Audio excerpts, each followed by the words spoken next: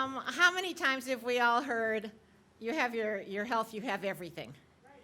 And so if I have to talk about one of the most important things in my life, I guess that's it. And when I was a little kid, I was born in Chicago. And, of course, there's always Chicago people. And we moved to Denver when I was about 4.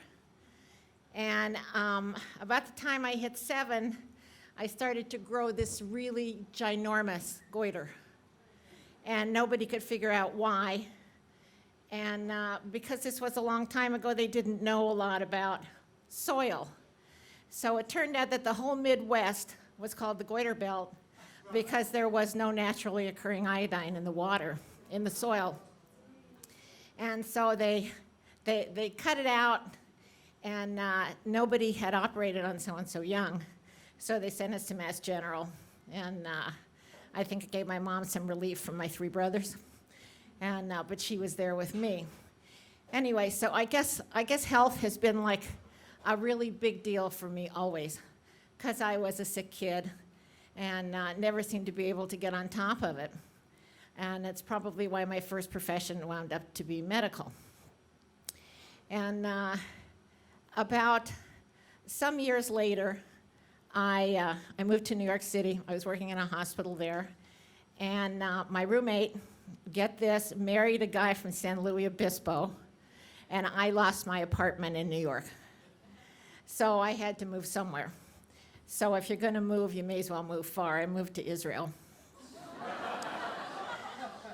And I was working in a hospital there. And there was an intern who had gone to medical school in Italy, and he married an Italian woman. And it's not just that she was a foreigner, she was a communist. And so nobody wanted to be around her, even though Italian communists are different than other communists. But I had a room behind the hospital in like an army barracks, and I had 2 beds, and the bathroom was a block away. So let me tell you what you worship is a good bladder. After she stayed some nights with me when he was on call, because she was nervous to be in her apartment alone, she invited me for an Italian dinner in Israel. And at the time, Israel had no ethnic restaurants. So this was a really big deal, and the culmination of my dating Italian guys my whole life. So I was going for this Italian meal, and I went to their apartment, and when I walked in, there were these beautiful, beautiful photographs of Bologna and Venice and Rome, and I asked them who took the pictures, and they said a friend of theirs. So the next time she invited me for dinner, the friend was there, and he became my husband. And anyhow, we came back to the States because my mother was very ill, and we were no longer together over the last 15 or 20 years, but we were always friends because we'd been in each other's lives for so long. And he got a terrible disease, and it's called supranuclear palsy. And it's got some MS and some Parkinson's and some frontal lobe deterioration and just like this whole conglomeration of neurologic diseases. And there's no cure, there's no medicine, there's no chemo, there's no hope. I am here in LA, and I meet a woman with exactly the same disease. And there were less than 100,000 people in the entire world that had this disease. And I know 2, and guess what? They're both from Israel.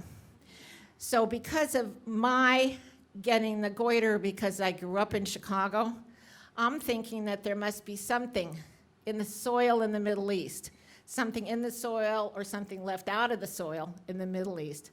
So I called the CDC. I tried to find out if they had enough people to do clusters so they could see what country these people were coming from, but there weren't enough people who had this disease.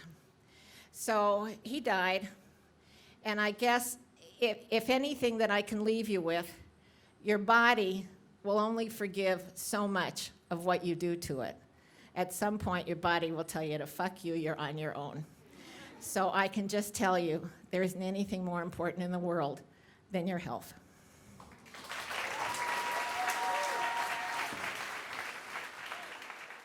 Tom. Big round of applause for Pat.